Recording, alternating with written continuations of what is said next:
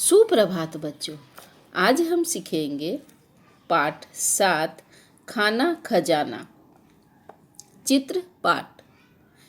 चित्र पाठ का मतलब होता है चित्र को देखकर कहानी बनाना या चित्र में क्या है वो सभी चित्र को देखकर बताना। यह रसोई घर का चित्र है। चित्र में माता रसोई बना रही है। गैस के एक चूल्हे पर कुकर और दूसरे चूल्हे पर तवा रखा हुआ है। तवे में रोटी है। माता रोटी बेल रही है। पास में पानी का मटका पड़ा है। कढ़ाई में आटा पड़ा है। थाली में सेकी हुई रोटियां पड़ी है। नज़दीक में बैठा हुआ लड़का खाना खा रहा है। दादी माँ के हाथ में किताब है। वह कुछ पढ़ रही है। टोकरी में एक और सब्जी पड़ी है। दूसरे खाने में डिब्बे हैं। दूसरी अलमारी के डिब्बों में अचार, तेल, दाल और मिर्च मसाले हैं। थाली, कप, गिलास, केतली आदि भी दिखाई दे रहे हैं। रसोई घर की एक खिड़की है। उसमें से बादल दिखाई दे रहा है।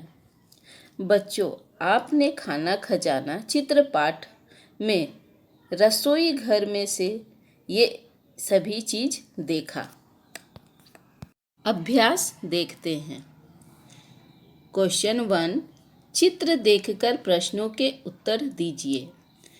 फर्स्ट है, माता रसोई घर में क्या कर रही है? उत्तर होगा माता रसोई घर में रसोई बना रही है।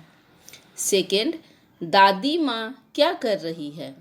उत्तर है दादी माँ हाथ में पुस्तक लेकर कुछ पढ़ रही है। थर्ड क्वेश्चन, लड़का क्या कर रहा है? उत्तर होगा लड़का खाना खा रहा है। फोर्थ क्वेश्चन है, रसोई घर में कौन कौन से बर्तन हैं? उत्तर होगा रसोई घर में मटका, थालियाँ, डिब्बा, चम्मच, डलिया, जार, कुकर, गिलास, केतली आदि बर्तन हैं। क्वेश्चन 5, टोकरी में कौन सी सब्जियां और कौन से फल हैं? उत्तर होगा टोकरी में आलू, लौकी, भिंडी, फूलगोभी आदि सब्जियां और अंगूर, सेब आदि फल हैं। क्वेश्चन 6, खिड़की से बाहर क्या दिखाई दे रहा है? उत्तर है खिड़की से बाहर बादल दिखाई दे रहा है। क्वेश्चन 7, अलमारी के डिब्बों में क्या क्या है? उत्तर है अलमारी के डिब्बों में अचार, तेल, दाल और मिर्च मसाले हैं। क्वेश्चन 8, आपके रसोई घर में क्या क्या है जो इस रसोई घर में नहीं है?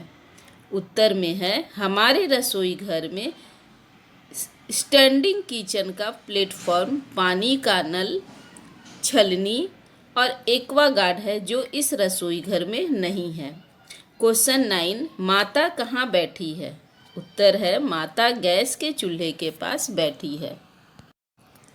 क्वेश्चन 2, क्या पसंद है क्या नहीं? योग्य खाने में राइट का निशान करो। यहाँ देख रहे हैं एक टेबल बना है जिसमें फर्स्ट में है चित्र, चीज का चित्र। पहला वाला कॉलम में है इसमें चीज का चित्र। दूसरा में है यहाँ पे चित्र है उसका नाम यहाँ पे ये वाले कॉलम में नीचे लिखना है। फिर थर्ड में है मज़े से खाएंगे, जो आप मज़े से खाते हो उस पर राइट करना है। फिर फोर्थ वाले इसमें है खाना पड़ेगा, जो आप मज़े से नहीं खाते हो लेकिन फिर भी आपको खाना पड़ेगा, उसमें आपको करना है। बिल्कुल नहीं खाएंगे, और यहाँ पे जो आप बिल्कुल कुछ नहीं खाना चाहोगे उसको उसमें टिक करना है या कुछ नहीं करना, उसमें छोड़ देना। तो सबसे पहले देखो यहाँ पे है करेला, तो यहाँ लिखे करेला। फिर करेला खाना पड़ेगा, मज़े से खाएंगे, कोई नहीं खाता इसको, मज़े से खाना पड़ेगा। ठीक है, तो रॉन्ग कर दिए यहाँ पर। अगर आपको राइट अच्छा पसंद है तो आप राइट इसको कर सकते हो। ठीक है। सेकंड है सेब, तो ये चित्र के सामने में सेब लिखे और सेब सबको पसंद है, इसलिए सेब में राइट किए। फिर है आम, यहाँ पे आम लिखे और आम भी सबको पसंद है, इसलिए यहाँ राइट किए। फिर जलेबी, जलेबी भी सबको, यहाँ पे सबसे पहले स्पेलिंग लिखे जलेबी का, फिर जलेबी भी खाना सबको पसंद है, इसलिए राइट किए।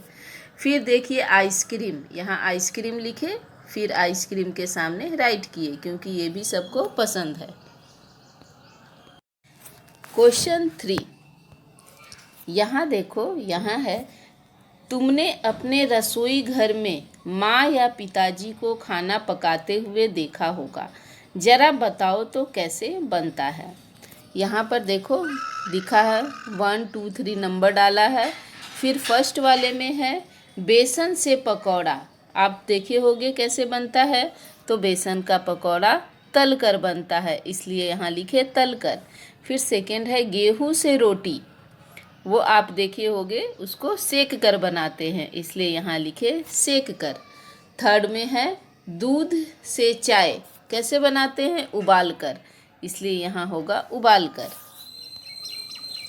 क्वेश्चन 4 में आप देखो, यहाँ पर चित्र में माँ को खाना बनाते हुए दिखाया गया है। क्या खाना बनाना केवल माँ का ही काम है? नहीं तो बताओ और कौन कौन खाना बना सकते हैं। तो इसका आंसर आप क्या लिखोगे, खाना बनाना केवल माँ का ही काम नहीं है, पिताजी, भाई, भाभी और आप भी, और आपकी बहन भी खाना बना सकती है। इसका आंसर लिख सकते हो। क्वेश्चन 5, नीचे दिए गए चित्र को देखकर कहानी बनाए। आप यहाँ देख रहे हो चित्र दिया है 1 2 3 4 नंबर भी डाला है। तो अब आपको लाइन से एक एक चित्र को देखना है और आपको कहानी बनाना है, और ये कहानी तो शायद आपको पता भी होगा। तो चलिए हम इस कहानी को आपको पढ़कर बताते हैं।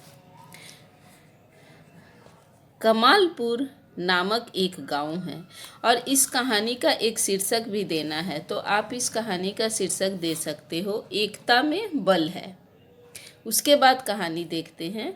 कमालपुर नामक एक गांव का ये जो है कहानी है। उसमें एक बूढ़ा किसान रहता था, उनका नाम रामू चाचा था। रामू चाचा खेती करते थे, उनके 2 बेटे थे, दोनों बेटे आपस में लड़ते झगड़ते रहते थे। रामू चाचा यह देखकर बहुत चिंतित थे। उन्होंने अपने बेटों को बहुत समझाया, पर उन पर इसका कोई असर नहीं हुआ। एक दिन रामू चाचा को इस समस्या का एक उपाय सूझा। उन्होंने अपने दोनों बेटों को बुलाया। बड़े बेटे को लकड़ियों का एक गट्ठल लाने के लिए कहा। रामू चाचा ने दोनों को गट्ठल खोलकर एक एक लकड़ी तोड़ने के लिए कहा। दोनों लड़कों ने बड़ी आसानी से एक एक लकड़ी तोड़ डाली।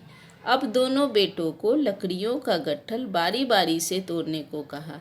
दोनों लड़कों ने खूब ताकत लगाई, पर वे लकड़ियाँ या गट्ठल नहीं तोड़ सके। रामू चाचा ने उन्हें सीख देते हुए कहा, तुम दोनों मिलजुल कर रहोगे तो मजबूत बनोगे, और लड़ते रहोगे तो कमजोर बनोगे। उसी दिन से दोनों भाई मिलकर रहने लगे। रामू चाचा की खुशी का ठिकाना न रहा। आप देखें कि एक गट्ठल यहाँ पे ये जो तोड़ रहा है, आसानी से दोनों तोड़ लिया, लेकिन जब वो पूरे लकड़ी को एक साथ उसको मिलाकर जब तोड़ने के लिए दिया, तो ये दोनों बेटा उनका नहीं तोड़ सका। इसलिए बोलते हैं कि एकता में ही बल है, यानी कि मिलकर रहेंगे तो हमारे अंदर ज़्यादा शक्ति रहेगा, अगर मिलके नहीं रहेंगे तो कमज़ोर हो रहेंगे। इसलिए इस कहानी का नाम रखा गया है एकता में बल है। स्वाध्याय में फर्स्ट क्वेश्चन है यहाँ, दोनों चित्र ध्यान से देखिए। चित्र में 10 अंतर है, उन्हें ढूंढकर लिखिए और चित्र में मनचाहा रंग भरिए। ये दोनों में 10 अंतर आपको दिखाई देगा अगर आप ध्यान से देखोगे तो ये 10 अंतर जो है आपको देखना है और उसका एक अंतर का क्या क्या अंतर है लाइन से आप नोटबुक में लिखना। फिर क्वेश्चन 2 है, पढ़िए समझिए और लिखिए। उदाहरण, सबसे पहले उदाहरण दिया है लड़का और इसका वाक्य बनाया है, लड़का स्कूल जा रहा है। दूसरा है उसके नीचे लड़का का है लड़के, तो लड़के स्कूल जा रहे हैं। ऐसे ही आपको बनाना है पुस्तक, मेरे पास एक पुस्तक है।